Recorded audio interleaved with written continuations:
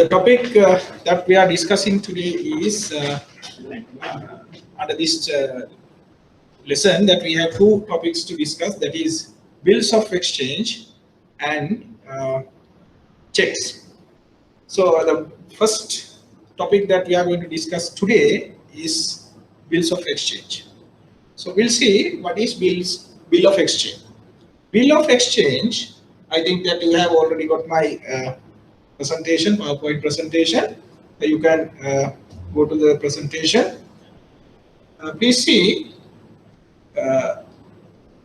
bill of exchange is a negotiable instrument. It's a negotiable instrument. So what are the negotiable instruments that we use or we are familiar with? So I have given some examples there. You can see the bills of exchange are the negotiable instruments are bill of exchange, checks, bank draft, and promissory notes. Those are the commonly used negotiable instruments that we are familiar. What is a negotiable instrument? What is a negotiable instrument? Negotiable instrument, the definition is given here. It's a document contemplated by a contract. It's a document. So documents means physical document. So today we know that we have electronic documents, but this negotiable instrument so far that it has not gone to that extent. Consider, when we say document, it's considered as a physical document, written document. And important here is this document is contemplated on a contract. So that means this document is created on a contract. Created on a contract. So second point, which gives a warranty of payment. So document gives a warranty of payment of money. So give a promise to pay money in a future day. Third point is which specify or describe the payee. So it describe the payee, who gets the money or benefit or benefit of the document. It's described, we call him as a payee. Fourth point is which capable of transfer. That is very important. It's a document contemplated or created by your contract, promise to pay money, describe the payee, and most important thing is it's a negotiable document capable of transfer. So it can use as a payment method. So example, check. So we use the check for pay or value, right? So that as a check, the other negotiable instrument also, example, bill of exchange, promissory note, bank draft, can be used as a payment method. Those are negotiable instruments. Negotiable instrument, right? Then we'll go to the topic, today's topic, right? Bill of exchange. Bill of exchange. What is a bill of exchange? Now, for this program, that we have to study two negotiable instruments. One is bill of exchange. The other one is the check. Other one is check, right? At the end, the exam, you might compare the bill of exchange. You have to compare the bill of exchange, the characters of bills of exchange, the law of bill of exchange with the law of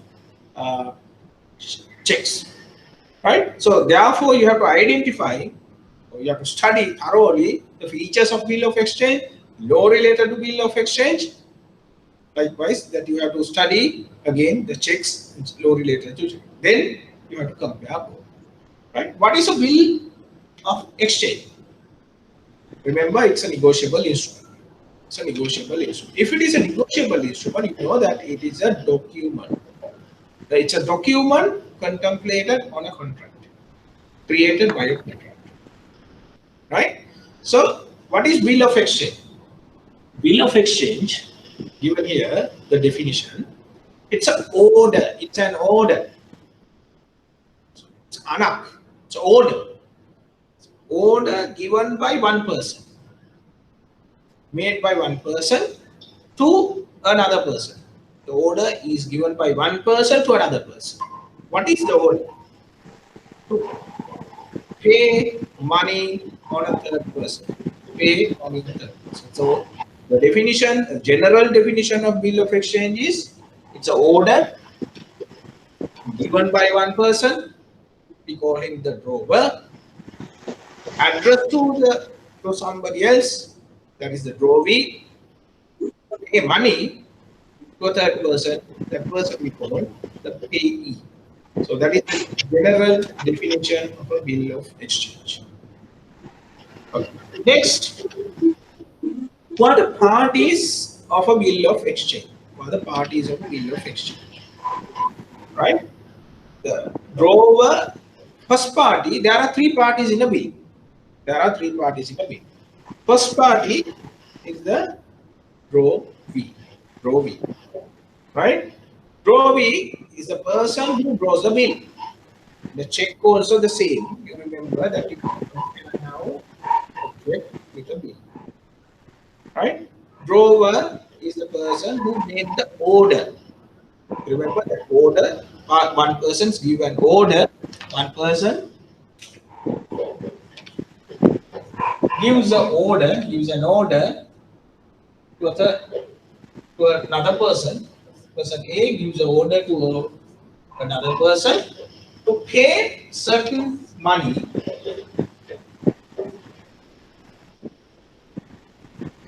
to another person. That is the payee. Right? This is the mechanism. This is the mechanism of. This is the mechanism of the bills of exchange. Right? It's a mechanism of bills. This person we call him the drawer. Drawer. He gives an order. He gives an order. He gives the order to the drawee. Drawee. So on this order, the drawee will pay money to the third person, that is payee. That is payee. Now you see, this order we called it bill of exchange. This order gives as a bill of exchange. It's a document. So the drawer prepare a bill and gives an order to pay money to the third party, the payee. This is the mechanism, the general mechanism of a bill of exchange. But we will learn more when we go further, that you will realize it's a little bit complicated process. So I will step by step explain you what are the steps of the process of bill of exchange. Then you will realize the difference between the check and the bill of exchange. Right? So drawer is a person who draws the bill. Then drawee, the second party, the party upon whom the bill is drawn. So he is the person to whom the bill is addressed and who is ordered to pay. So he get the order and he pay money to the payee. The third person is a party who's in favor the bill is drawn. That is a party who get the benefit of the bill. So he get the money. So this is how the bill of exchange operate. And there are three parties in a bill. Those are drawer, drawee, and the payee. Mainly. So this shows this slide shows the mechanism, the parties of the bill, drawer and the drawee. So I will skip this now since I have explained to you. Then the next slide that I have given a picture of a bill. Now you have to see, you have to compare this one. First, you have to identify the parties and the features of a bill, and then you can compare with a check. You see, Now in a bill of exchange, that in the right hand corner, bottom corner, that you can see the drawer. Drawer's signature is there. Drawer's name is there. TYM Trading Incorporation is the drawer of this bill. Then on the left hand top corner, that you can see the drawee's name is given. The drawee's name of this bill is Royal Bank of Canada International. Right, Royal Bank of Canada International. That is the drawer who has to pay money. Then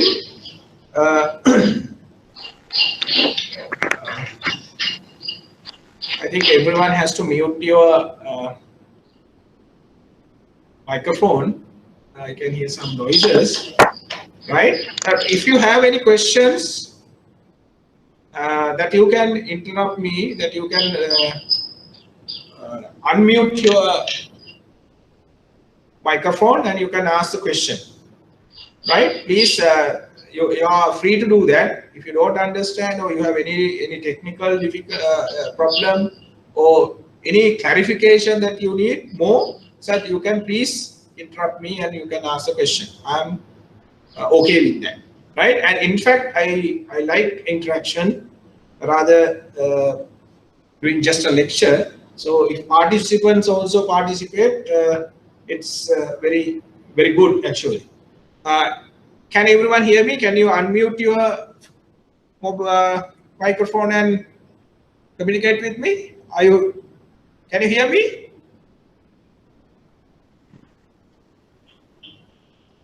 Participants?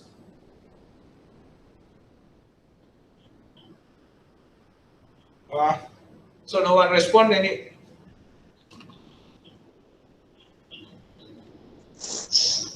Okay, so then I will continue, right? So the left hand top corner that you can see the drawee's name is there, and very top of the left hand corner that you can see space below for the acceptance stamp. Right? This feature is unique to bill of exchange, that you can compare this with a check. Have you seen something like this in a check? So this is not in a check. Accept. So I have written there, I have put an arrow there, right? That space is for the acceptance. So I will explain what it is later. So there is a space, there is a need in a bill of exchange to accept, right? Then the payee's name is mentioned below, and the amount also mentioned below. 75,000 Canadian dollars, that is the amount of the bill, and it has been written in words and also in figures. That is very important, right? Then the date that you can see, there are two dates mentioned in the bill, right? Date is there, due date is also there, issuance date also there. Then now you can compare this with a check. You have 2 days in a check. Right? As you know, check bears or carries only 1 day, that is the issue 1 day. But here in a bill, in a bill there can be 2 days. There can be 2 days. Not always, but there can be due. First date, the top date is the due date. So bill become due after that day. Payment will become due on a bill after this date. As per this bill, it is April 24th. April 24th. So then the next day, the below day is the date of issuance. That is January 18th. Right? So now you have an idea. Right? This party issue a bill on 18th of January in favor of the payee. But bill become payable after 24th of April. After 24th of April, as per these figures given here. right? So these are the main features of a bill, right?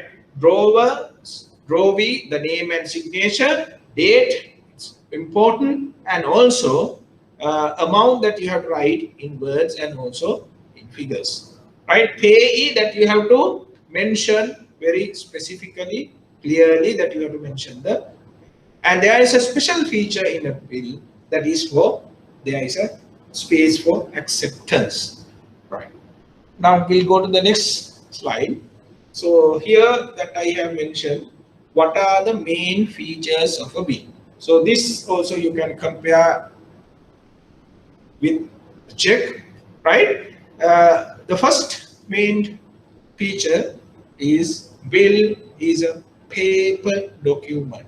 It's a paper document, right? A physical paper document. Second point is the drawer's name.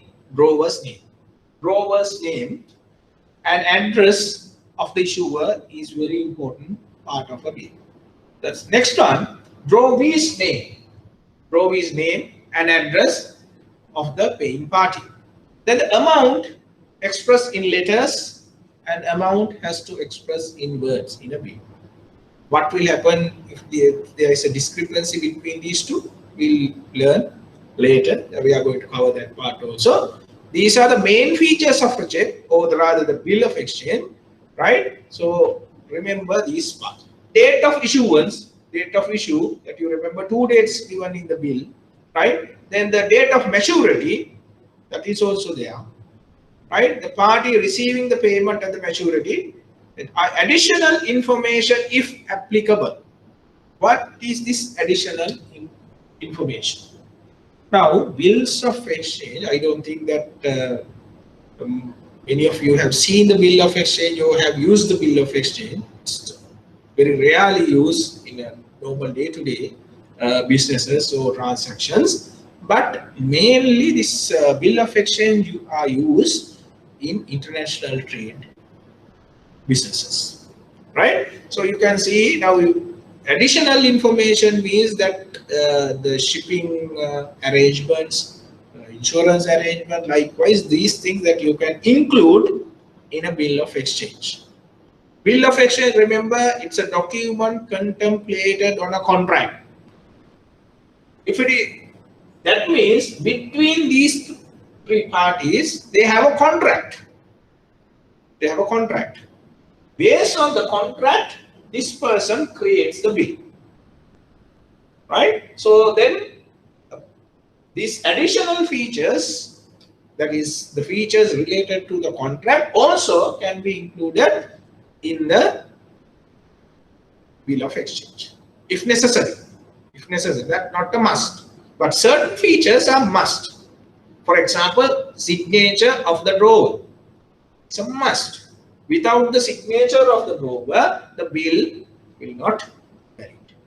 So likewise, there are certain features must include in the bill. The others are optional, rather, right? So then additional information that you can include, like letter of credit number, like LC, that is LC number, likewise that you can include those also. And the point J is a drawer's signature, very important point, drawer's signature.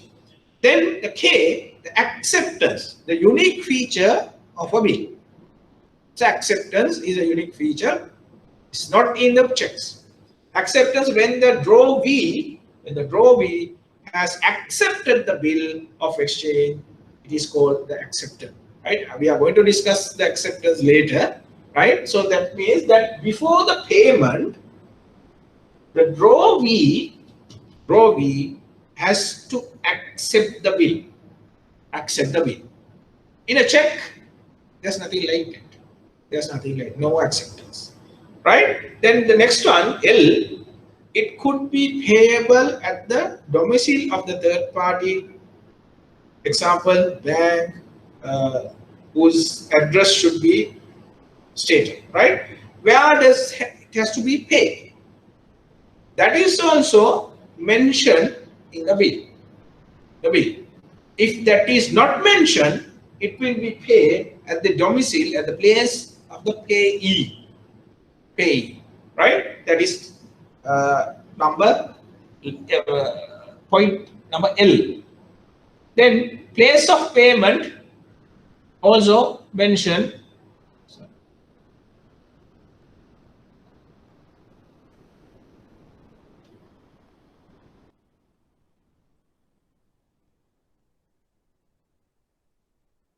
Sorry.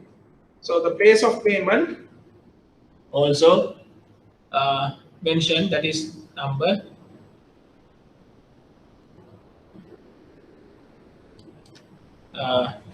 M. Place of payment is the domicile of the drawee, provided that it is not evidence otherwise. So when we write a bill, we can include where we are going to pay. If it is not mentioned, if the place is not mentioned, the payment is due at the place of the drawee. So this is the person who paid. So place is not, if the payment of place is not mentioned, the payee has to go to the drawee and get the money. Or otherwise, at the time of preparing or writing the bill of exchange, the drawer can insert a place to pay. So then the drawee has to go to that place and pay, right? So this is the arrangement or the main features of a bill, right? Anyone has any questions up to now? You can unmute your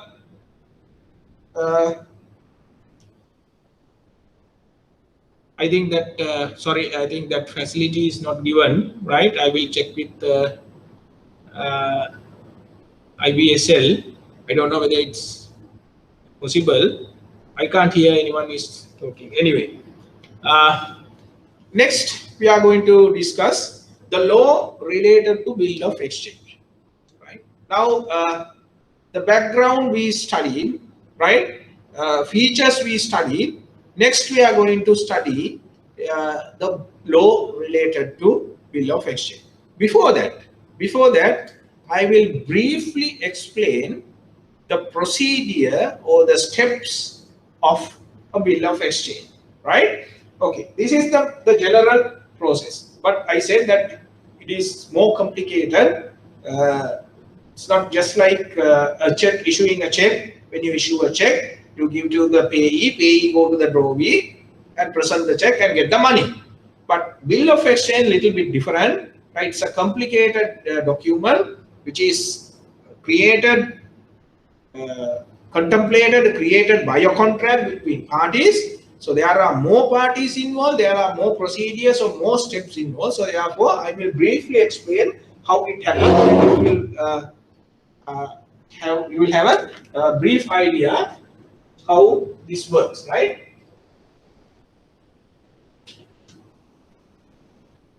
Right. Now the first step, we say now between these three parties they have a contract. So as per the contract, now A, the drawee, use a bill. So he prepare a bill of exchange. You say this is for, say, it's the bill. In the bill, you mention is the bill, right? Here, the drawer is signed, and the drawee is B. His name is here. Amount to be paid, you say 5,000 to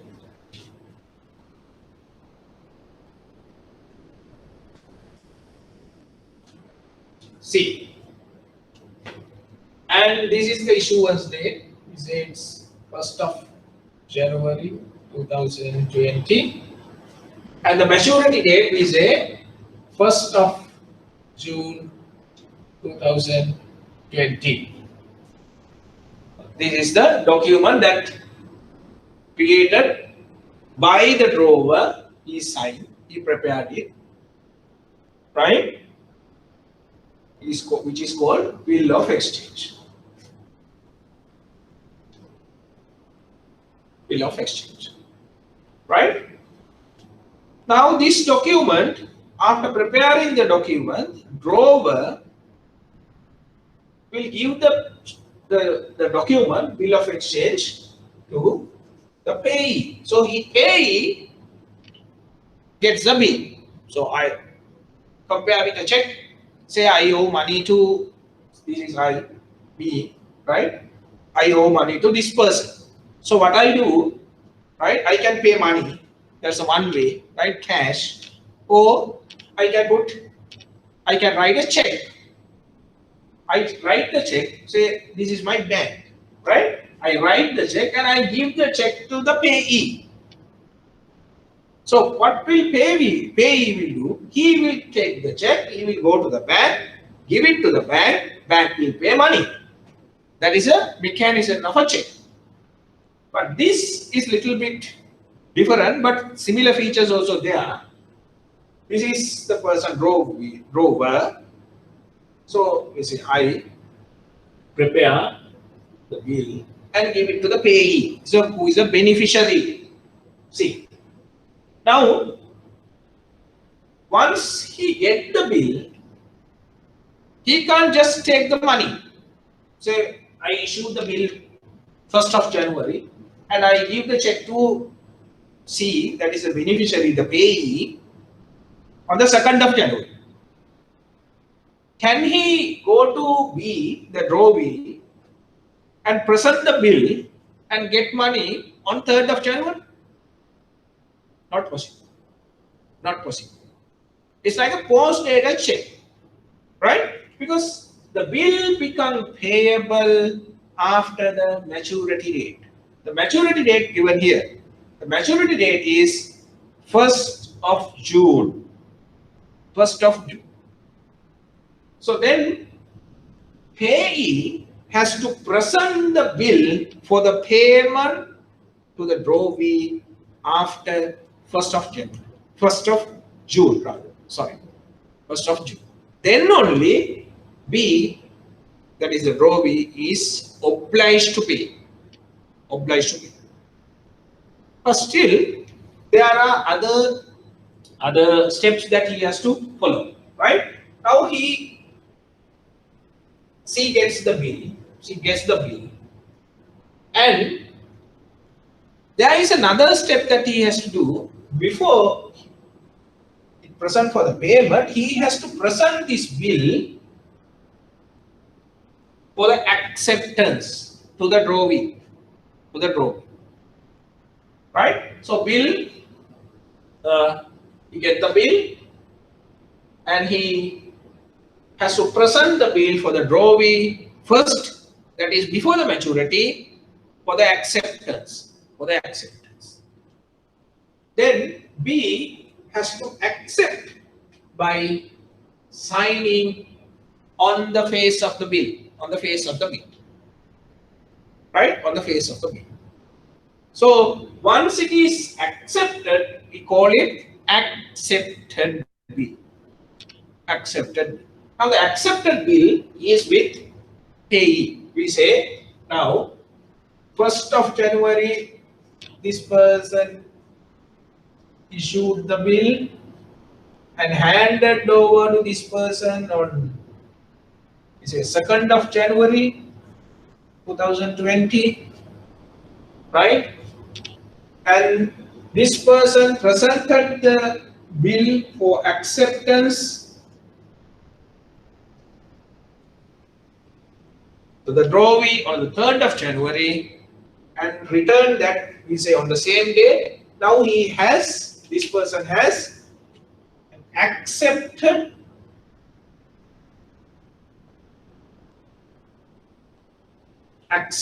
bill of exchange on 3rd of January. He has that. Now, once it is signed by the Drawee is obliged to pay. Listen very carefully. Once the bill is accepted by the Drawee, by signing the bill, he is obliged to pay. He is bound to pay. Until he accepts, until he signs the acceptance, he is not bound to pay. He is not bound to pay. Right? Now, Payee, now on 3rd of January, now he has a accepted bill, an accepted bill with his. But the question is whether he can get money on 4th of January. Still no. Why? There is a maturity date.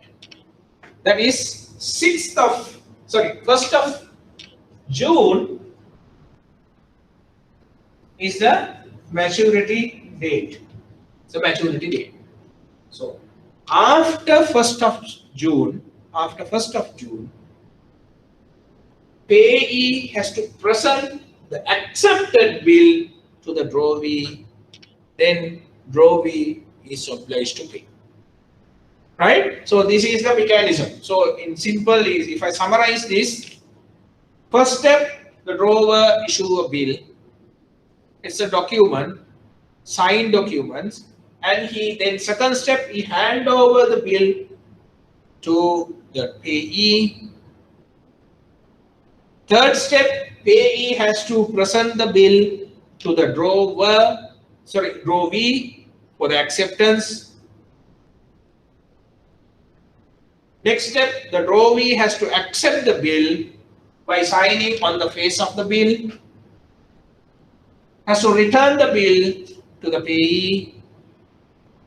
Next step, after the maturity date, payee has to present the bill to the drawee for the payment. Right? Then drawee has to pay. Once the drawee pay the bill, the obligation of all the parties comes to end. So we call it bill discharge. No obligation on any party, no duty on any party after paying the bill. So that is those are the steps of a bill of exchange, or the process, how it create, how it pay.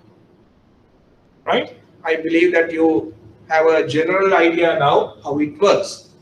Now we will study the law related to bill of exchange. When I say bill, it refers to bill of exchange. Right. Law related to bill of exchange in Sri Lanka, the law related to bill of exchange is described or governed by Bill of Exchange number 25 of 1927. That this act has been amended several times, right? In 1930, 1955, 1957, 61, it has been amended. But you don't have to remember all these amendments, but you have to remember for your exam and also in your day-to-day life that you have to remember the Bill of Exchange ordinance and the number 25, 1927. Excuse me.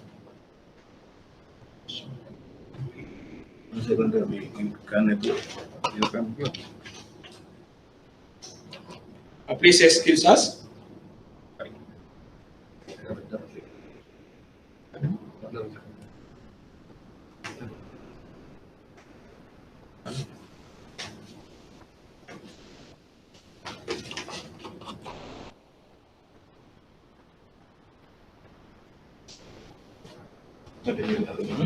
Presentation.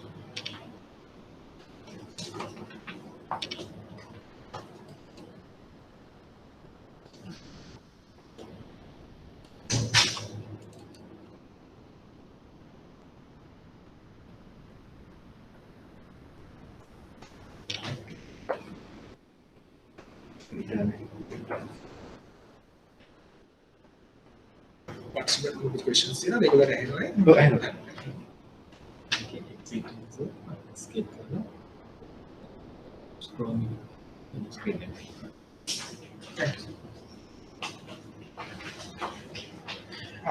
Okay, we'll start again. Today, the first lesson, so we have some technical concerns and other things, so therefore please excuse us. Anyway, right, we'll start. Law related to bill of exchange, that you have to remember this, the law related to bill of exchange in Sri Lanka is governed by bill of exchange ordinance. Bill of exchange ordinance. That is Act number 25 of 1927. That you have to remember the name of the act and also the number and the year. Amendments need not to remember, that you will not question on that, right? So this bill of exchange ordinance is it's like say, a copy of the English bill of exchange, same, right? More or less it's same. What is the purpose of this bill of exchange ordinance, or rather the ordinance, right? The purpose of the ordinance is to declare the law related to bill of exchange, checks, bank draft, and promissory notes. Now you have bankers here, non-bankers also, right? Remember, checks, you can see checks, bank draft, bill of exchange, also promissory notes, all are governed by bill of exchange ordinance. So therefore, it is very important. I don't say the checks are governed by Banking Act. It's wrong. It's wrong. The checks, promissory notes, bill of exchange, and negotiable instrument are governed by the bill of exchange ordinance. Very, very important that you have to remember. Right? It's governed by bill of exchange ordinance. Right. As per the definition of the bills of exchange ordinance, that is section 2 of the bill of exchange ordinance. What is a bill of exchange? What is a bill of exchange? Right? Bill of exchange, as per the bill of exchange ordinance, that is, we call it statutory definition. Right? Remember, it's an order, the general definition. It's an order given by one person to another person to pay a certain sum of money to a third person. That is a general definition. Right? Order, it's an order given by one person to another person, drawer to the drawee, to pay certain money, the value, to a third person, that is the payee. That's the general definition. Now you see this definition, section 2 of Bill of Exchange Ordinance has qualified that general definition. There are conditions that you have to remember. This definition is very important, that you have to remember for your exam. What is a bill of exchange as per the Bill of Exchange Ordinance? It's an unconditional order, right? The general definition says it's an order. It's an order given by one person, and it has been qualified here. It's an unconditional order. It's an order, but without any condition, right? So that means if you put a condition on the bill is not valid, right? Second one, in written form. So it has to be in writing. Verbal order is not accepted, right? Addressed to one person. So that means the drawee's name we have to name the drawee in specific way. The order has to be addressed to one person, right? Addressed by one person. That means the drawer has to make the order, and addressed to another person. Order has to be given to a specific person. We call him the drawee, right? To pay on demand. That is addition. The general definition. Pay on demand, a fixed date, at a fixed date, or determinable future date. Right? You can mention the date of payment or in a future date. We'll discuss later in depth. Right? A sum certain now in money. The value that you have to put a certain sum to pay to a specific person or to the bearer, so that you have to mention the payee specifically. So this is the definition statutory definition as per the section 2 of the bills of exchange. See again, right? An unconditional order in written form, addressed by one person, addressed to another person, pay on demand certain money determinable on a future in a date or in a future date, some certain amount to a specific person, that is a payee, or to the bearer. So this is the definition. You have to remember the definition as it is. Next, we now one by one we will study what are the main important points, law points of a bill of exchange. A bill can be addressed to whom? To whom a bill can be addressed, right? That is, we are talking about the payee. Sorry, rather drawee. Sorry, the mistake. Right? We are talking about the drawee. The drawee must be named or indicated with a reasonable certainty. That's section 6, subsection 1. We have to name the drawee by name or reasonable certainty. The drawee could be named in his personal capacity or by official capacity. Right? Personal capacity means, I have given you an example that you have to name him. Name. You put the name. Nimal Pereira. Certain. Right? Drawee's name. Personally, we have named. Or we can write the drawee, we can indicate the drawee by official capacity. The example I have given here, a treasurer of the golf club, a manager of NSB Batramula branch, right? Likewise, that we can name the drawee by official capacity also, right? Who can be the drawer? So rather, who can draw a check, or rather a bill? Can anyone prepare a bill? Right? So answer is no. Answer is no. Why? Remember, bill is a document contemplated on a contract. Right? So who can issue a bill then? Right? Any person who is capable of entering into legally enforceable contract is capable of issuing a bill. Again, any person who is capable of entering into a legally enforceable contract is capable of issuing a bill. Now, you know, under the contract law, certain people, they don't have the capacity to contract. The example, minors, right? Below age of 18 years, we consider people are minors. So they don't have the capacity to enter into contracts.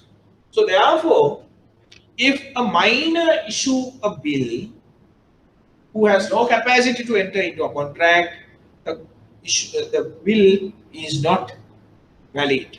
Bill is not valid because drawer has no capacity to enter in. Right?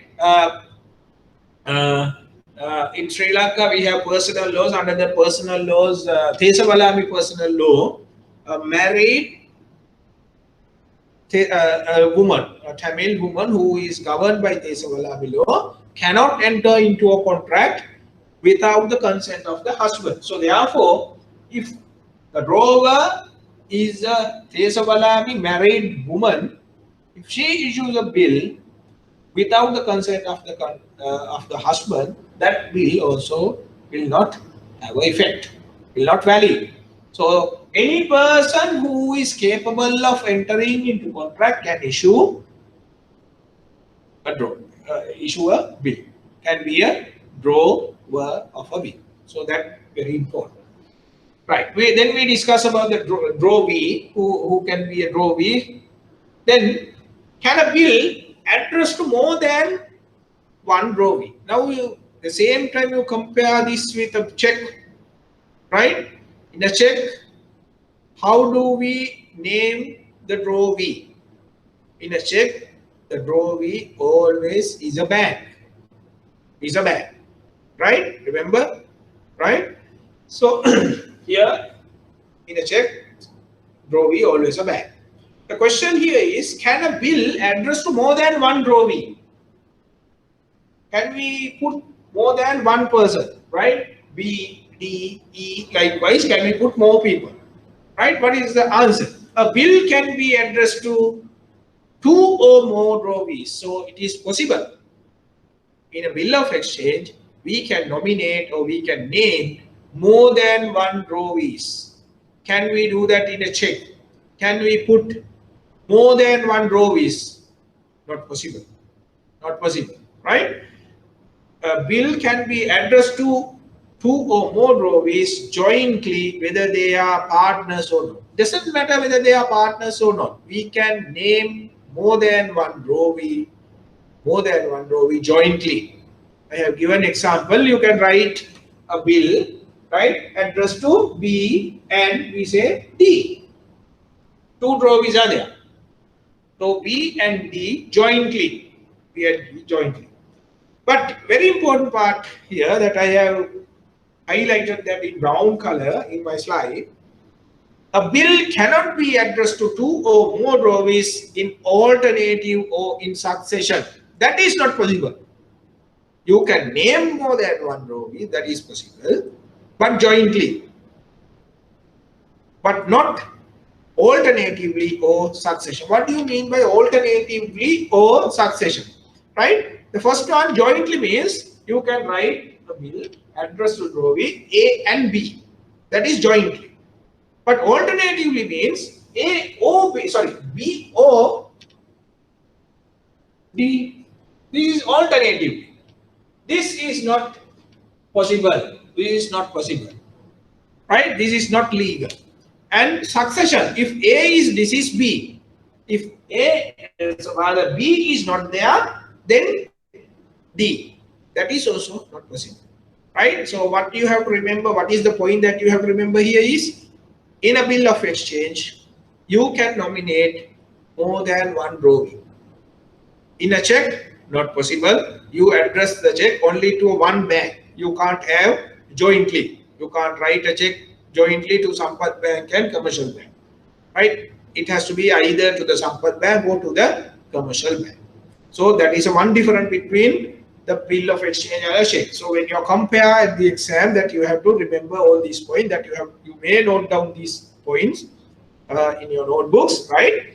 Which is not in the mentioned in the slides, right? That is your part. These slides are only used as a, please use as a guidelines for the studies, but you have to do your own self studies also, right? So possible to have more than one drawee, right? But we have to mention the drawees jointly, right? Example A and B, right? But there is a condition, qualification, condition, that is you can't have drawees, more than one drawees, alternatively or succession. That is not possible. That is not legal as per the section 6, subsection 2 of Bills of Exchange Ordinance. Then there is another point, whether you have to remember the sections of the Bills of Exchange Ordinance. For the exam, we will not ask all the sections, but there are some sections that you have to remember. Sometimes we question on those sections that you have to remember. Those sections we will say what are the sections that you have to remember. Otherwise, you don't have to write the section. If you write the section, that is good. But if you don't, that will not a reason to deduct your mark. But the point, the law point, the law principle that you describe is very important. Whether you have clearly understood the law of Bill of Exchange, right? That is the most important thing. That is what we are going to test at the exam. Then we are talking, now we discuss about the drawer, and we discuss about the drawee. Now we are going to discuss about the payee. Payee. Who can be a payee? Payee of a bill. Who is a payee? Payee is the party in whose favor the bill is drawn. So bill is drawn in favor of this person. That is the payee. He get the benefit of the bill. He get the money. So that is the bill. The payee must be named or otherwise indicated with a reasonable certainty. And the question is how you have to name the payee. Do you have to name the payee in his personal name, or can you name him in other way, right? In other manner? Yes, it is also possible, right? Here that I have given, right? Must name, that name is personal name, or you have to indicate the payee, otherwise indicated with a reasonable certainty, right? Example, name by name, Nimal Pereira, right? With other way, the president of the sport club, that you have to mention the sport club, the president, supposed, right? So that is also possible. So that is how you have to name the payee of a bill, right? Then negotiation of a bill. Negotiation of a bill. I said bill is a negotiable instrument. Negotiable instrument, right? Negotiable instrument means that you can transfer the ownership of the instrument by negotiating. By negotiating. Take another negotiable instrument, known negotiable instrument that you use. We take a check, right? Check is a negotiable instrument, right? Say I issue a check and I give the check to the payee, right? Payee has two choices. He can use if we say it's a cash check, right? He can present the check to the bank, the drawee, or get the money. Or the second option, since the check is a negotiable instrument, he can transfer the check to another person. Right? So he can transfer this check to E. We say it's a cash check. Now we are talking about a cash check, right? So now E gets the check. E is the bearer. If it is a cash check, E can present the check to the bank, the drawee, and get the money. So check is negotiated or transferred. Likewise, bill. Remember, it's a bill of exchange, also a negotiable instrument, and it can be transferred. It can be negotiated. So I have given here a picture, right? You see the drawer prepare the bill and gives to the payee, right? Payee can negotiate the bill to another person. I have given here A. And A can negotiate, that is the bearer. Bearer can negotiate to another person, right? Likewise, it can be negotiated at indefinitely, at any number of time that you can transfer the bill, right? A bill of exchange may be endorsed by the payee in favor of the third party, who may in turn endorse it to a fourth, and so on indefinitely. Right, so it can be transferred. We are going to study what is endorsement, that we are going to discuss later. So what you have to remember, the point that you have to remember here is the bill of exchange is a negotiable instrument, right? So it can be negotiated. Negotiation means transferring of the ownership of the bill. So the new person, new owner of the bill can get the benefit, that can present the bill for the payment, and he can get the value of paid by the drawee, right? Right. Then about the acceptance of the bill, right?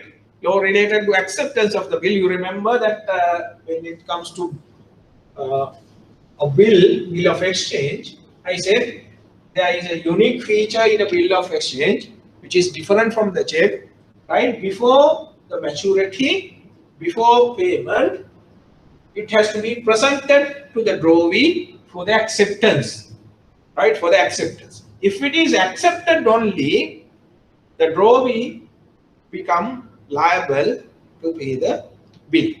That's a fundamental unique feature of a bill.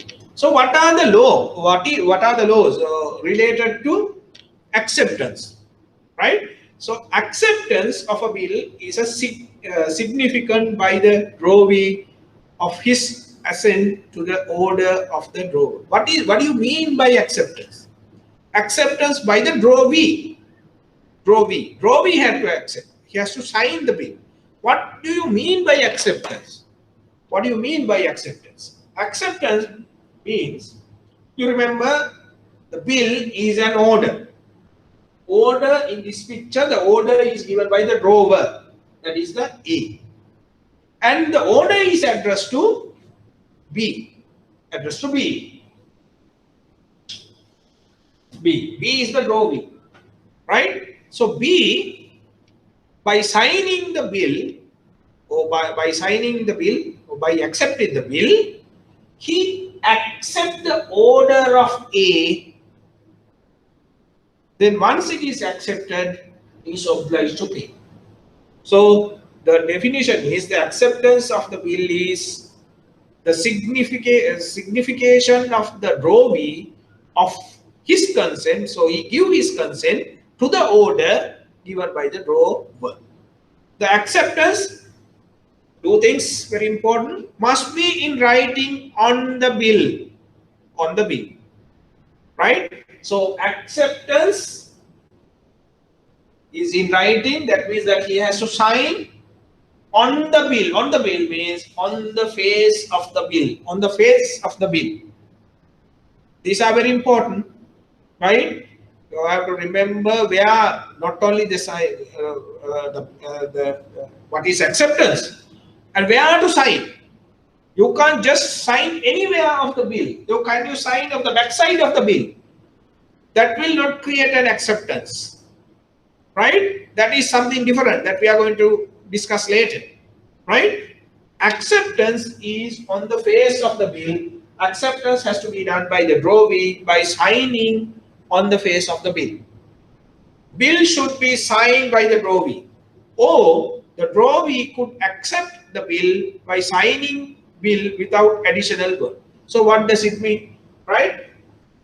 When the bill is presented to the drawee for the acceptance, he can write here accepted and sign. That is very clear that he has mentioned that he accepts the bill and sign. Or he can use a stamp, right? It says accepted. He places the stamp on the bill and sign. Or even without any word, the acceptance or any word, he just signed the bill. That is also an acceptance, right? So acceptance, if I summarize this, it has to be in writing. That means it has to be signed with additional words on. Additional word is acceptance. You can put the word accepted and sign. The drawee sign. So even without a word, if you sign, if the drawee sign the bill, it is considered as acceptance as per the bill of exchange. What is the repercussion, or what is the status of the bill once it is accepted? The drawee cannot perform his promise by any other means other than the payment of money. What does it mean? Right, in simple word, if the bill is signed by the drawee has no other option when it is presented for the payment, he has to pay. He is obliged, he is contracted, he is obliged to pay. So he can release his duty, obligation only by pay, no excuse. Right? That is his liability. Important point is the drawee is not obliged on the bill for the payment unless he has accepted by signing the bill. Right? I believe that it is clear to you. Right? That is acceptance. Then the capacity of the parties. I said the contract is a bill of exchange is a document created, contemplated on a contract. So the capacity of the parties to enter into a contract is very important. The liability of the parties of the bill depends on the capacity of the contract, right? So, if, as I explained you before, parties of this contract or rather bill of exchange, their capacity to enter into a contract will affect the validity of the bill.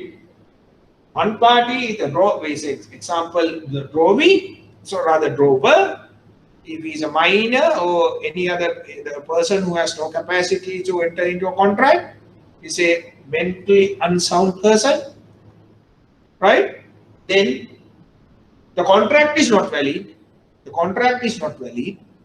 Between them, there is a contract. So the contract is not valid. If the contract is not valid, the document created on the contract, that is the bill of exchange, also not valid. It's like this, right? We build a house. We build the house on a foundation. What will happen if the foundation collapses? The building will collapse, right? So this document is contemplated, created on a contract. If the contract is not valid, the document is not valid. Automatically, document get invalid. So therefore, the capacity of the parties to enter into the contract is an important point when it comes to the validity, of the bill of exchange. The capacity of a contract is determined by the Roman Dutch law and enactments and acts. In Sri Lanka,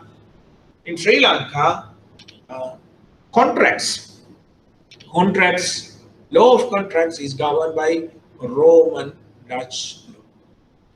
Now, what does this mean? Right? Now, you remember, bill of exchange is governed by bill of exchange ordinance. Bills of exchange ordinance. Checks, bill of exchange, promissory notes are governed by bill of exchange ordinance. Right? The bill is created on a contract. Contract is governed by Roman Dutch law in Sri Lanka. So, in other words, the validity of the bill of exchange is dependent on the validity of the contract. The validity of the contract is governed by Roman Dutch law. So therefore, Roman Dutch law indirectly applies to the bills of exchange also. So basically, the main law applicable to the bills of exchange is the bills of exchange ordinance, and Roman Dutch law also applies to bill of exchange. Right? So then a corporation company can be a party to a bill and can be made liable as a drawer, as a drawee, or as an acceptor, or as a endorsee of a bill. Right? It's not a not always a natural person to be a drawer or drawee or even a payee. A company can be, a company or corporate body also can be a party to the bill of exchange. The example, the note that I have given, right? There the parties are companies actually, right? Corporate bodies, right? So company can be a drawer, a drawee, or even a payee. A bill is drawn or endorsed by a minor or person has no capacity. The holder is entitled to receive the payment and enforce the bill against any other party. What does it mean? Little bit complicated now. You have to understand. Yes, right? We say the bill is drawn or endorsed by a minor. Right? Forget about the endorsement. We take the first part. A bill drawn by a minor. Drawn means the drawer. If the drawer is a minor, right? If he has a issue a bill, what will happen? Right? Minor, a person has no capacity. So he doesn't have a capacity. So he can't enter into a contract. In that context, the bill is not enforceable. The bill is not enforceable against him because he is a minor. He is not obliged. He is not bound by the bill. Right? So then in a situation, the holder is a payee, the holder is entitled to receive payment and enforce the bill against any other party who has signed the bill. So we say this party has no capacity, but these two parties, they are capable of contracting. And this person, the drawee, has accepted the bill, even though the drawer is a minor. Now what is the situation? Between these two and these two, the contract is not valid because this person is a minor. Against him, the contract we can't enforce. We can't ask money from him. However, these two parties, if they are capable of contracting, they have a contractual capacity, the payee can ask the money from the drawer. Right? So what will happen if drawer won't pay? Right? In a normal situation, drawer issue the bill, drawee has to pay. We say the payee after maturity of the bill present the bill for the payment to the drawee. Drawee dishonor the bill. That means he refused to pay. So what are the remedies available to the payee? Right? Payee can sue the drawee for the payment. Or there is another option that payee can demand money from the drawer, the person who issued the bill. That is possible. However, if the drawer is a minor, person who issues the bill is a minor now, is under 18 years of age. If it is so, that option is not available because this person does not have the capacity to enter the contract, no contractual capacity. So therefore, payee can't sue or ask money from the drawer who is a minor. The only available option for the payee then, get the money from the drawee. Leave this clear to you, right? So that is a capacity of the parties of a bill is very important. If I summarize this slide, remember the bill is governed by Bill of Exchange Ordinance. Will is a document contemplated on a contract. In Sri Lanka, the contracts are governed by, most of the contracts are governed by Roman Dutch law, right? Capacity of the person of a contract under Roman Dutch law is an essential element. If the drawer is a minor, that bill cannot be used against him. Or in other words, if a drawer is a minor, the payee can't demand money from the drawer if Drawee dishonor the paper. Somehow the payee has to get the money from the drawee, right? That is capacity of the parties. Then the signature is essential, important, must, very important. Signature of a party is essential to make him liable as a party to the bill. Remember, in simple words, remember this. To make a party liable to the bill, that party has to sign the bill. Sign the bill. If any party has not signed the bill, he is not liable. So, in other words, the bearer can demand money only from the people who have signed the bill of exchange. Right? So, who are the people who signed the bill? Right? First, the initial stage, the drawer issued the bill. When he issued the bill, the first step, he signed. Drawer signed.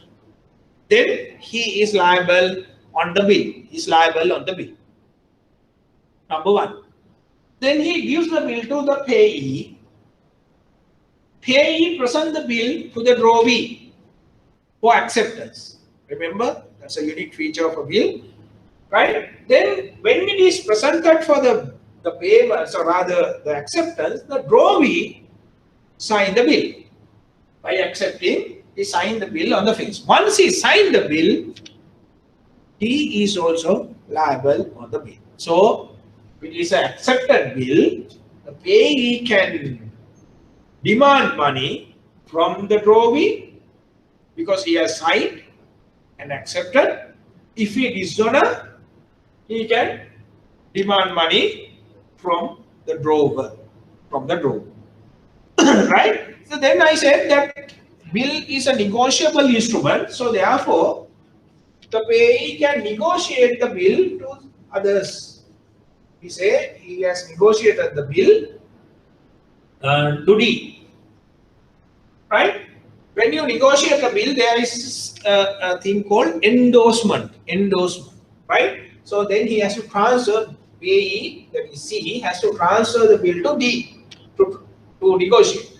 So what he has to do is, he has to endorse the bill. Endorse means, right? In Sinhala we call it Pitasana. Very clear.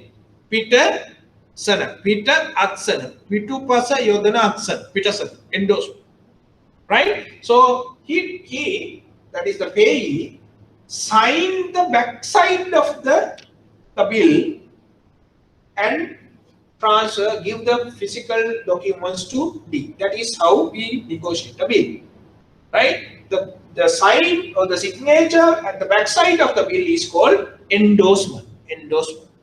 Now, when it is negotiated, right? If it is a negotiated bill, who has signed the bill now? Who are the people who have signed? Initially, the drawer has signed. If it is accepted, the drawee signed. And if it is negotiated, payee also signed. Now, there are three signatures on a bill,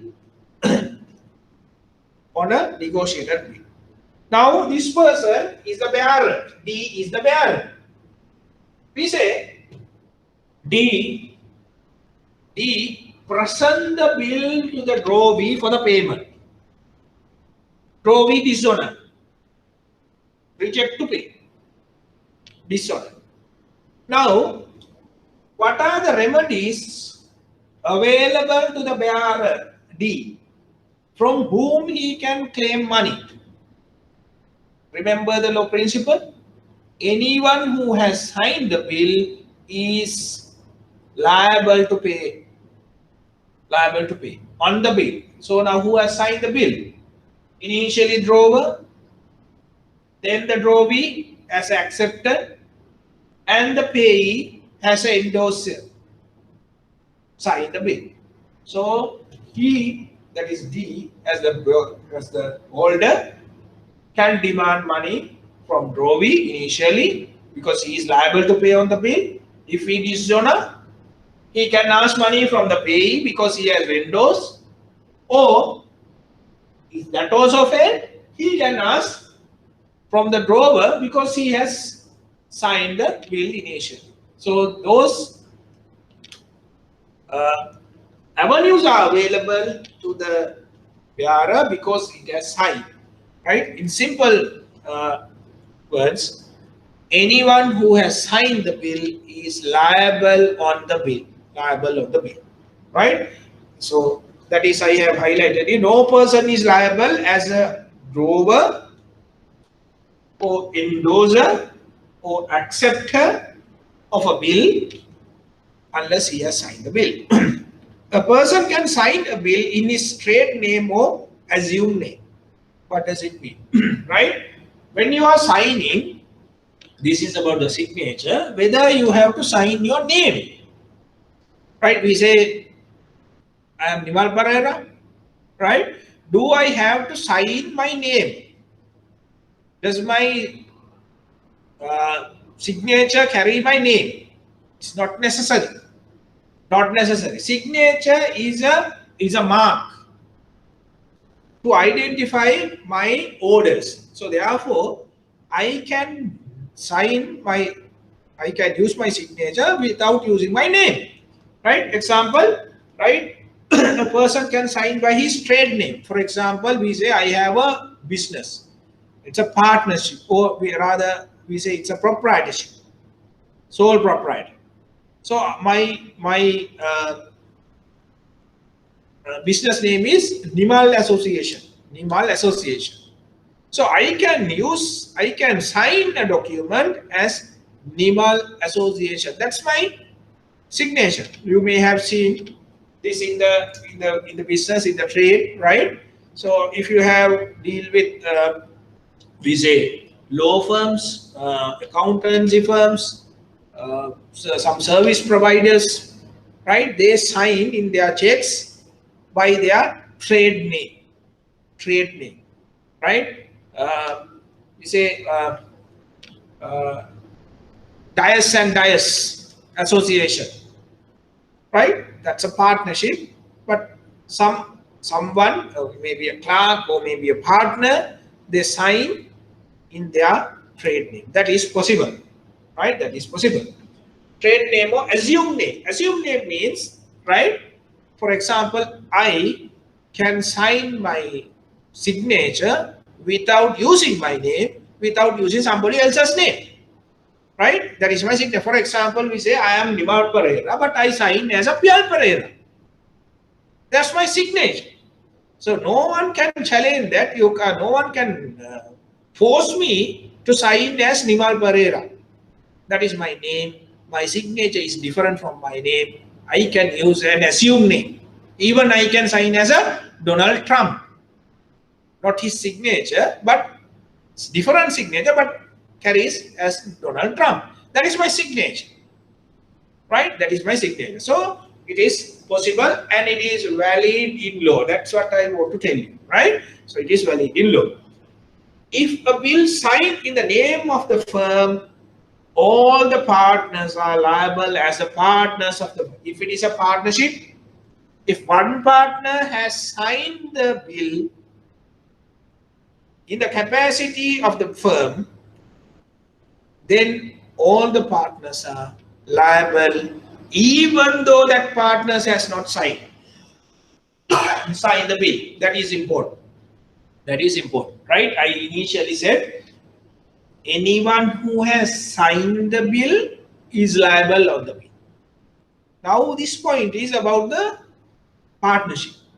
We say we have 10 partners or 5 partners. We say 5 partners. Only one partner has signed the bill, right? Yes, right? Signed as Nimal Pereira Associates. Nimal Pereira Associates is a partnership. We have 5 partners. So only one partner has signed. If one partner has signed, all other 4 partners also liable under this law, even though they have not signed. As a partners, they are liable. That is about the signature of a bill. Same principle applies when it comes to the checks. Next, we are going to discuss the checks. So at that point that you have to remember, signature, the principle law related to signature of a bill of exchange also applicable to the checks. Then forged signature. Forged signature. What will happen if the signature is forged? Forged means, what do you mean by forged? Forged mean, example, right? We say, I am an outsider, right? I sign this was A signature in a check or in a bill, right? So that is a forgery. That's a forged signature, right? That's a forged signature. What will happen if the signature is forged? If the signature is forged, right? The signature is forged. What is the situation? What is the law? Forged or unauthorized signature is wholly inoperative. When a signature is forged,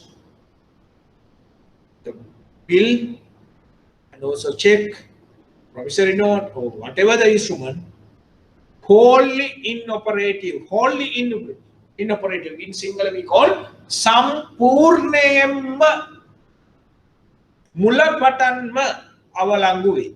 So what does it mean? It means if the signature is forged, if the drawer's signature is forged, the bill is not valid from the inception, from the start. That means there is no bill. There is no bill.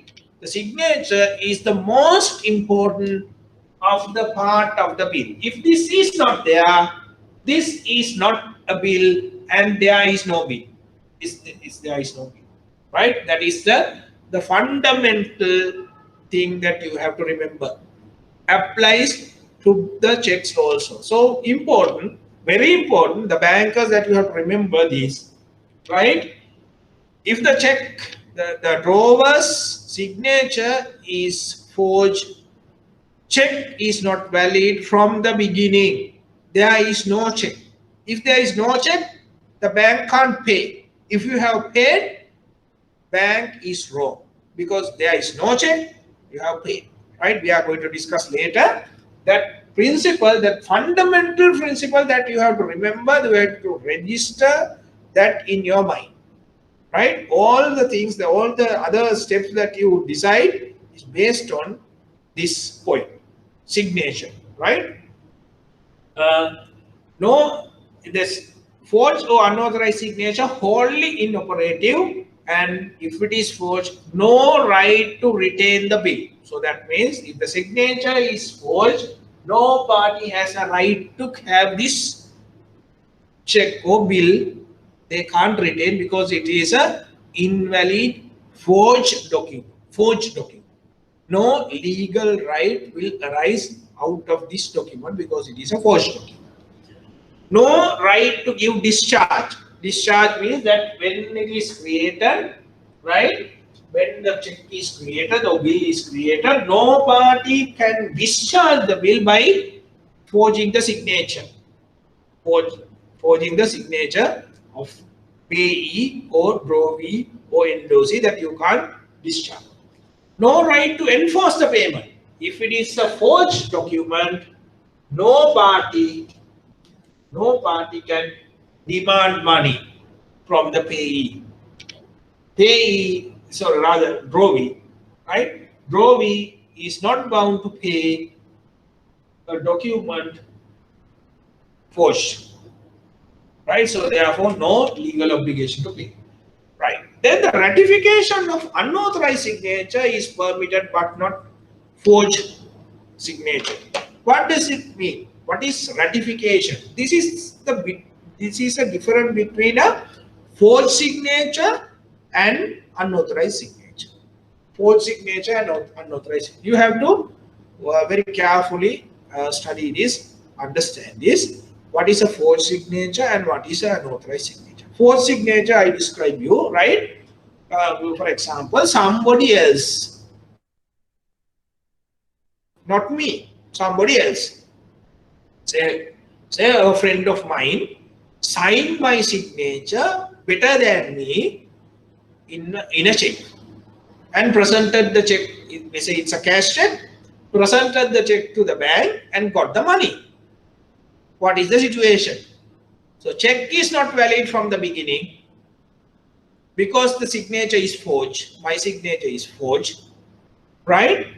And the bank has paid the money. Bank has no right to pay the money because there is no check, valid check. So what will the position? I can claim the money from the bank.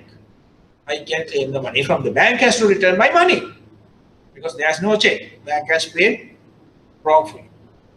Right? That is forged signature. That is forged signature.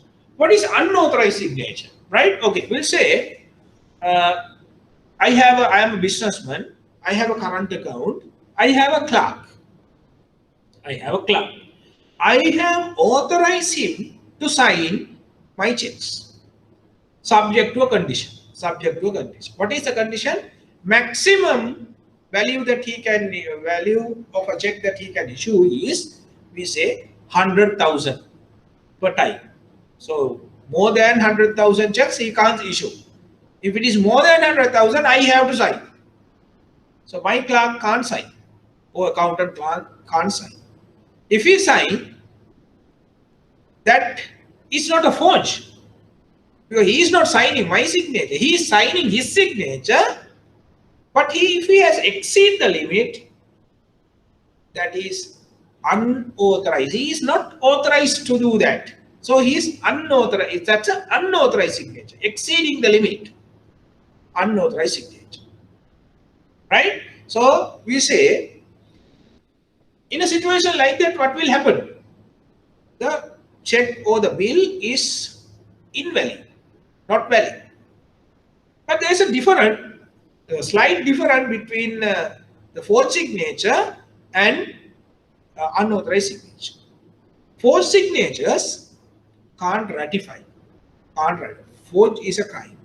Can't ratify. Ratify means, in Sinhala we call it apparanumitiya. If you break this word into two, appara anumati. Appara means post, right? Anumatiya means acceptance or approval, right? Post approval. That is called ratification. Now, for example, we take that unauthorized signature. My clerk or my accountant has exceeded the limit and has issued a check for 150,000. 150,000. Right? And he presents the check for the bank. So bank realized that he has exceeded the limit and the bank contact me. And the bank says that we observe that the clerk has exceeded the limit. We are going to return. So then I, as the account holder, I can ratify. I can give my consent, post consent to the signature, because it is unauthorized signature. As a principal, the account holder, I can ratify. We said the bank paid the bill without observing that the accountant has exceeded my limit, his limit. That then it is an unauthorized signature. Still, as the account holder, I can ratify the payment. I can say, okay, doesn't matter, I will accept that. So I approve the payment, or I approve the signature. So that is ratification. Ratification. Right?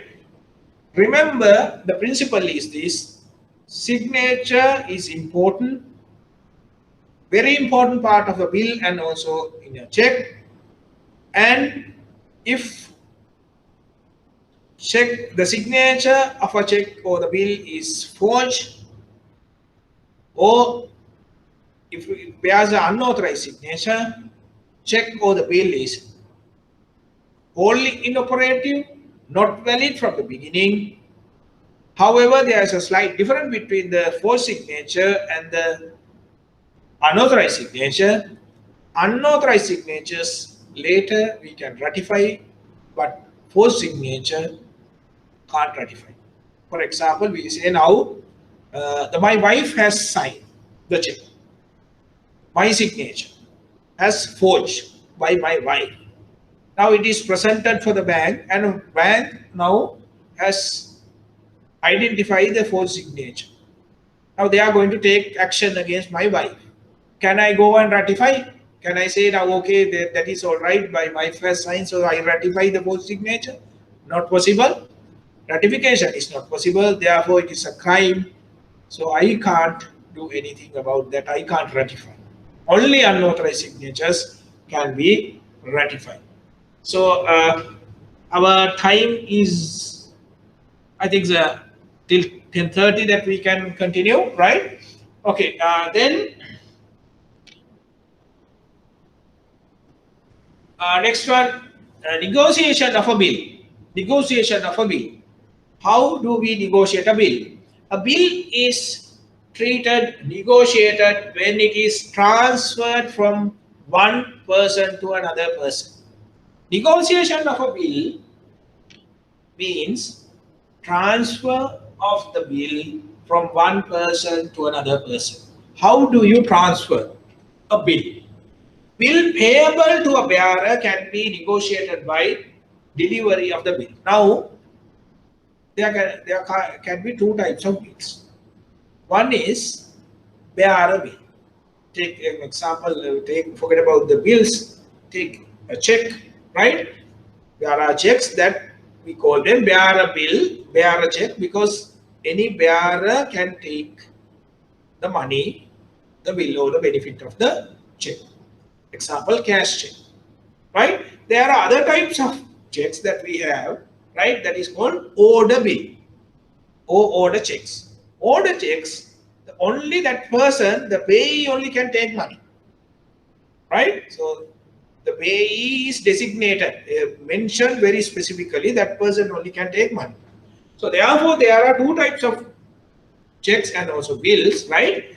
If it is a bearer bill, that means a bearer can take money. If it is a bearer bill, how do you negotiate? We say now, this person, C, holds a bearer bill. How? It's a negotiable instrument. How can he negotiate the bill?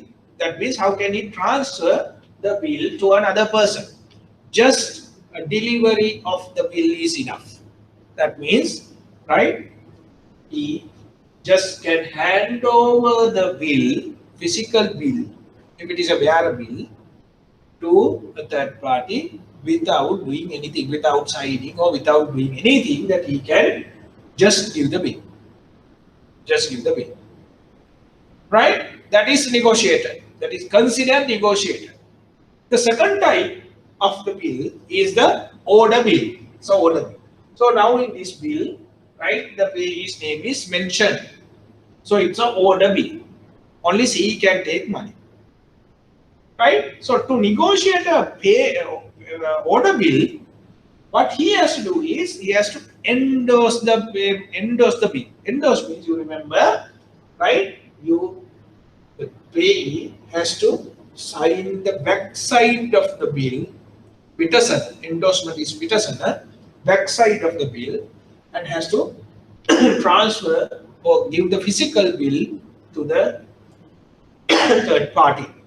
So remember, there are two types of bills. Negotiation of these two types little bit different, right? If it is a bearer bill, just hand over the physical bill is enough. Is enough, right? The other type of bill is order bill. Order bill, to negotiate order bill, there are two steps. First step, right? The payee has to endorse the bill initially. First step. And the second step, he has to hand over the physical possession of the bill to the bearer. Right? That if those two are fulfilled, then it is considered as negotiated. Likewise, this can be negotiated at any number of times. So then the next D can negotiate to E, E can negotiate to F. Likewise, any number of time the instrument can be negotiated. Right? Then the endorsement. So I said if it is a order bill, it has to be negotiated by endorsing the bill.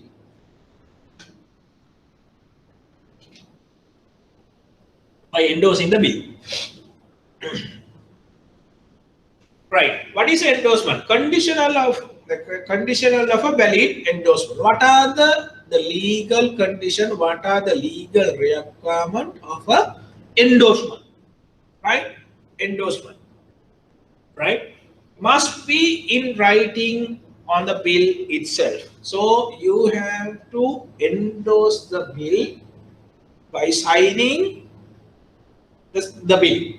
You can't attach a document and sign it. It's not possible. So on the bill itself that he has to endorse, right?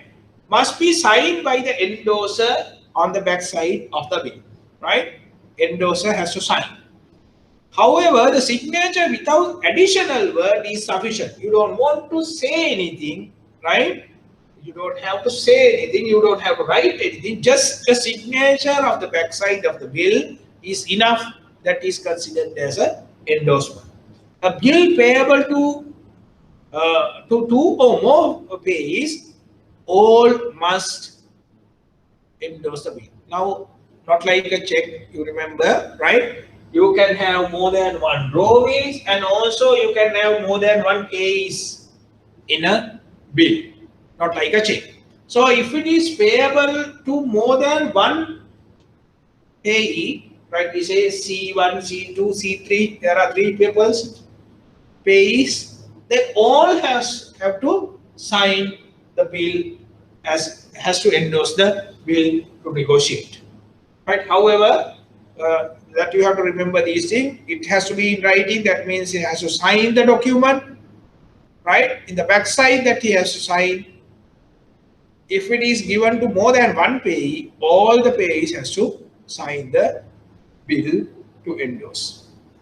Then we'll discuss the type of endorsement. Types of endorsement. Right? First type, there are two types of endorsement. That is blank endorsement and special endorsement. There are two types of endorsement. This applies to the checks also, same principle. Blank endorsement and special endorsement. What is blank endorsement? What do you mean by blank endorsement? Right? This endorsement does not specify the endorsing, right? Okay, we'll see what is endorsement, right? We'll say this is the bill, the back side of the bill. When C endorse the bill, right? C just can sign back side of the bill, right? This is called blank endorsement. Blank endorsement. Right? Without naming a person, endorsee, right? That C sign. This is blank endorsement. Once, if it is a blank endorsement, what will happen? Right? It's like a cash check. It's open check, right? So any person, any bearer can encash the bill. Encash the bill. Right? So endorsement does not specify the endorsee. As such, the bill becomes payable to bearer. Payable to bearer. Second type of endorsement is special endorsement. Special endorsement. There, what we happen, right? What we do, right? Is when C endorse the bill. When he endorse the bill, C name the endorsee. His name is mentioned, right? Endorsee's name is mentioned and then sign. C sign. C sign, right? With the name of the endorsee. Endorsee's name is mentioned and sign. This type of endorsement we call it special endorsement. If it is an endorsement, if it is a special endorsement, what will happen, right? It is a it's an order bill yet. So therefore, only D can take money, right? So This endorsement specify the person to whom or to whose order the bill is payable. It's a order bill. It's a order bill. Right? Clear. Right? Now we say this is endorsed specially. Name of the endorsee's name is mentioned. Right? His name is mentioned. And she has signed and has negotiated to D. Now D is the holder. D holds the bill. And it is an order bill.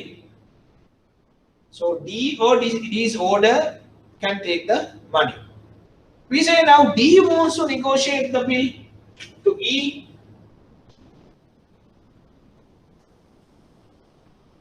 Right? To E. There are two ways that he can do.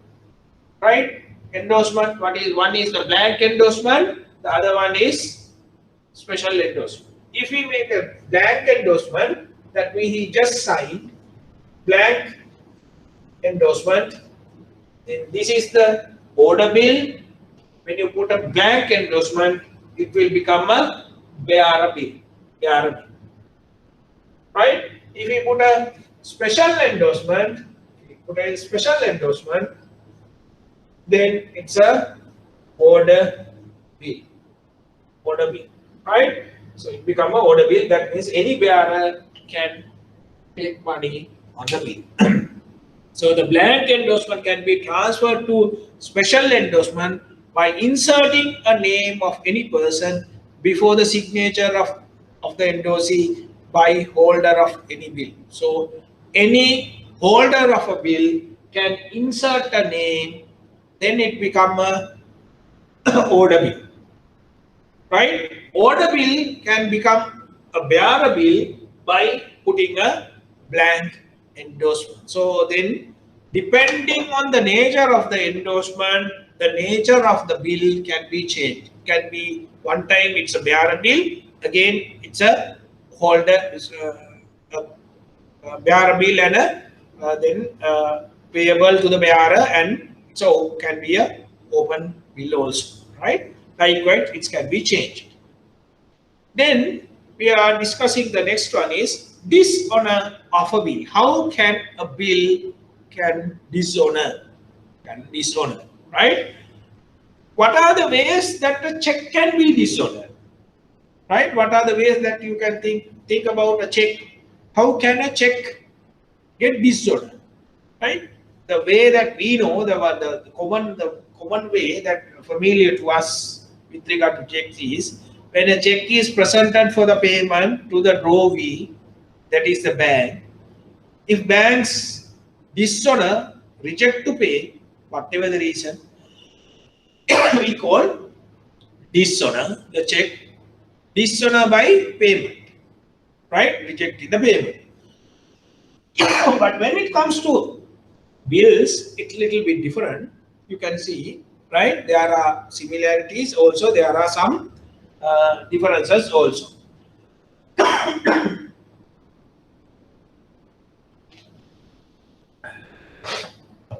Sorry.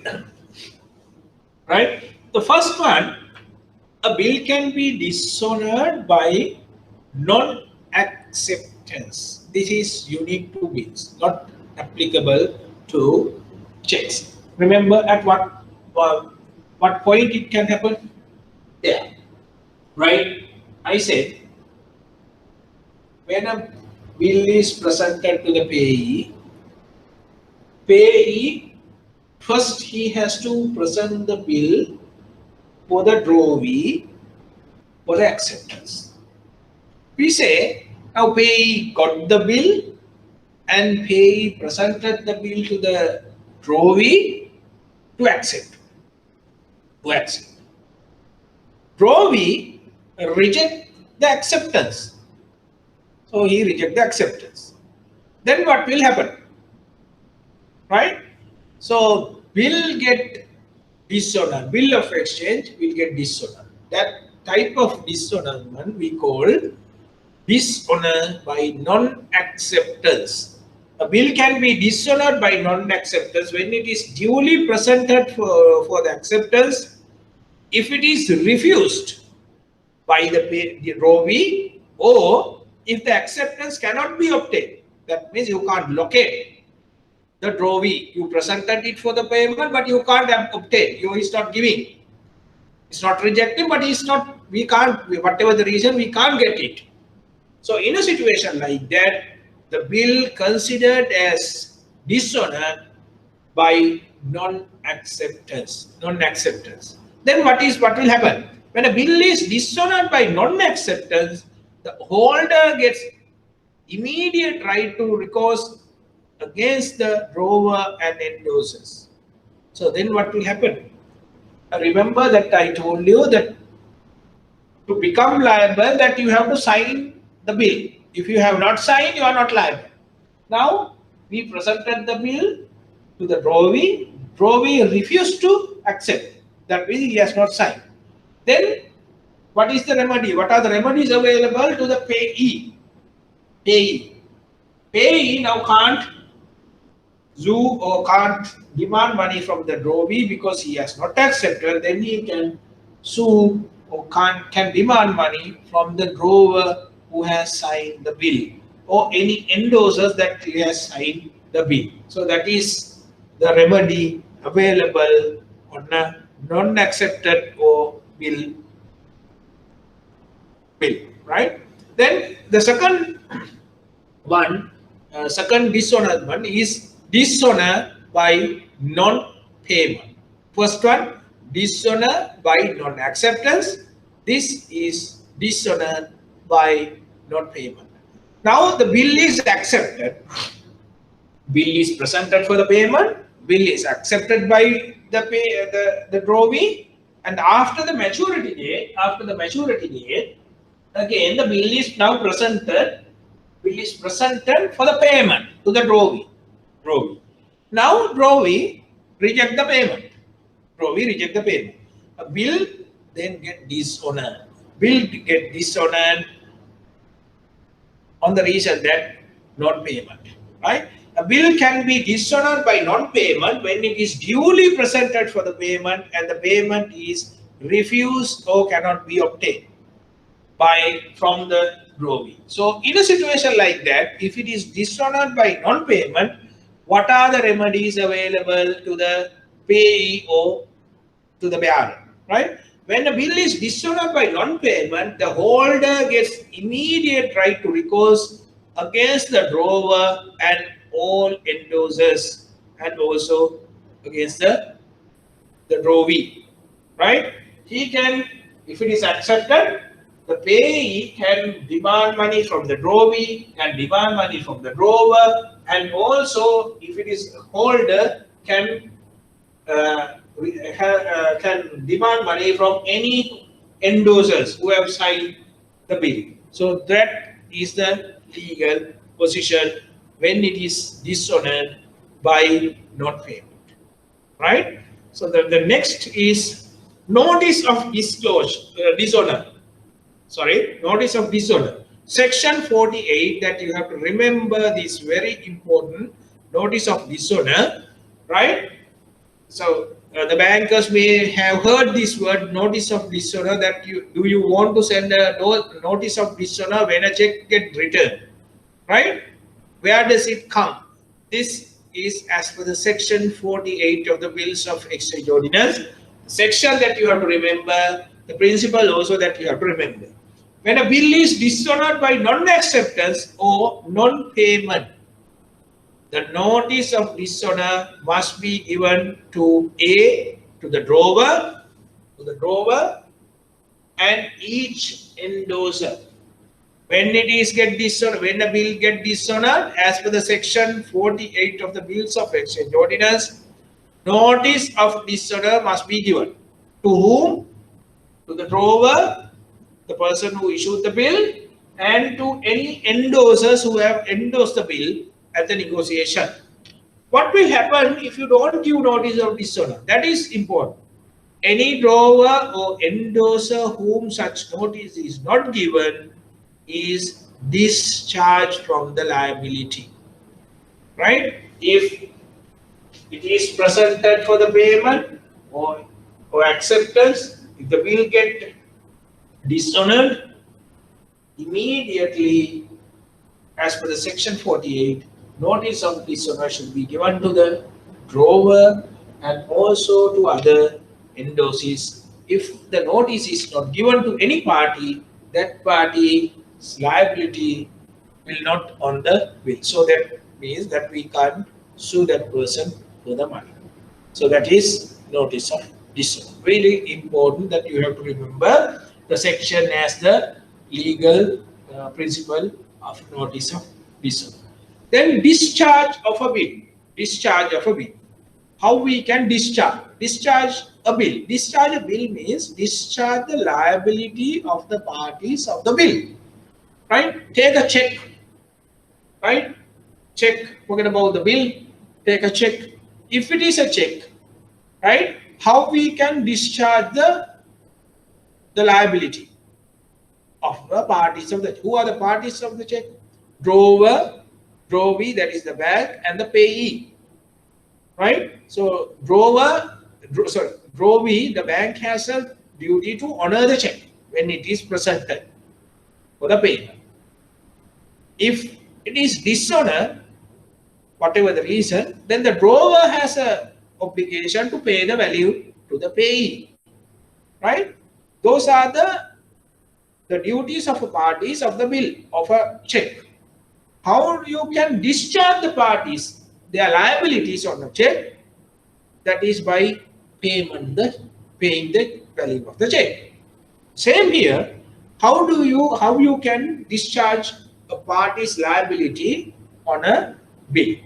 Bill can be discharged by paying the bill by the drawer or acceptor, right? Bill can be discharged by paying by the drawer, nobody else, right? The liability of the paying of the bill or the check is on the drawer. So rather drawee, sorry, right? Drawer. So when it is paid by the drawer or any endorser, it is not discharged. It's not discharge of a bill. So when we say, right, whatever the reason, drawee refuse to pay, then what will happen? This bearer get a right to claim the money from the drawer or from any endorsees, right? So then we'll say now this is presented. We'll forget about this part, right? We'll forget about this part. We'll take only 3 parties, right? Payee presented for the payment, drawee refused to pay. Dishonor. Now the payee get a right to claim the money or the value of the bill from drawer. So he, that is payee, claim the money from the drawer. Drawer has a liability to pay now. So drawer pay the value. Right? So now the bill is given back to drawer. Drawer pay the money to the payee. Drawer's liability is discharged towards the payee. But the bill is not discharged. Bill means, what do you mean by not discharged? What is the liability of the drawee who has accepted the bill?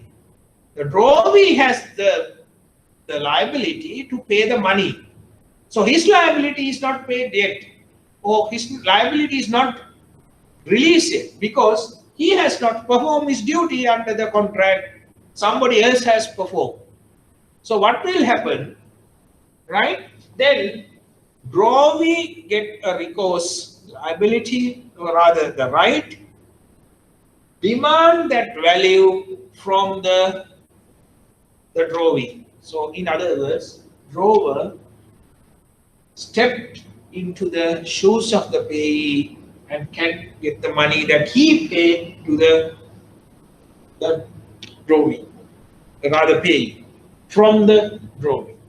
right? If I summarize this, right, bill can be discharged only by paying the value of the bill by the drawee, nobody else. Once it is accepted by the drawee has to pay. If the bill is presented for the payment after the maturity date by the payee to the drawee, if drawee refuse to pay, payee get a right to claim that money from the drawer. So drawer can pay, drawer has to pay to the payee, and drawer's liability towards the payee then comes to end. However, bill is not discharged because drawee has not paid. Somebody else, the drawer has paid. Bill considered as discharged if it is paid by the drawee. So then what will happen? Right? Drawee step into the shoes of the payee. Right?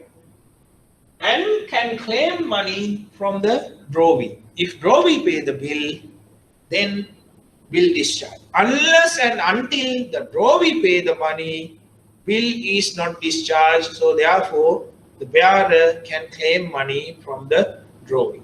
That is discharge of a bill. Right. Then the payment of a bill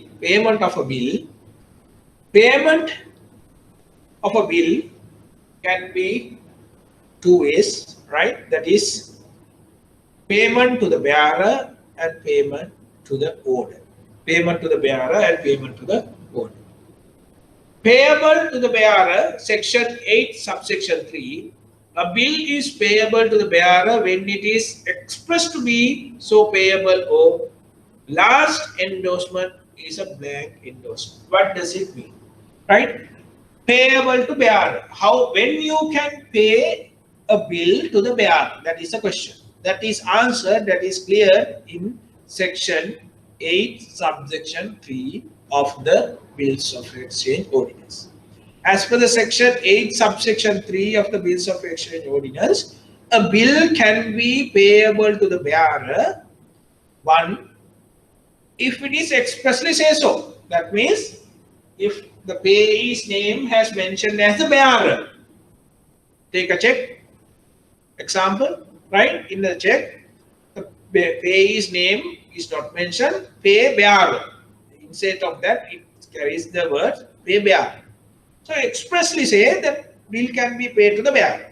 If it is so, then the drawee can pay, rather the drawee can pay the money to any bearer, any person who bears the bill. If it is paid, then the bill is discharged.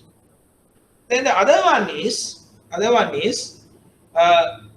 if the last endorsement of the bill is a blank endorsement.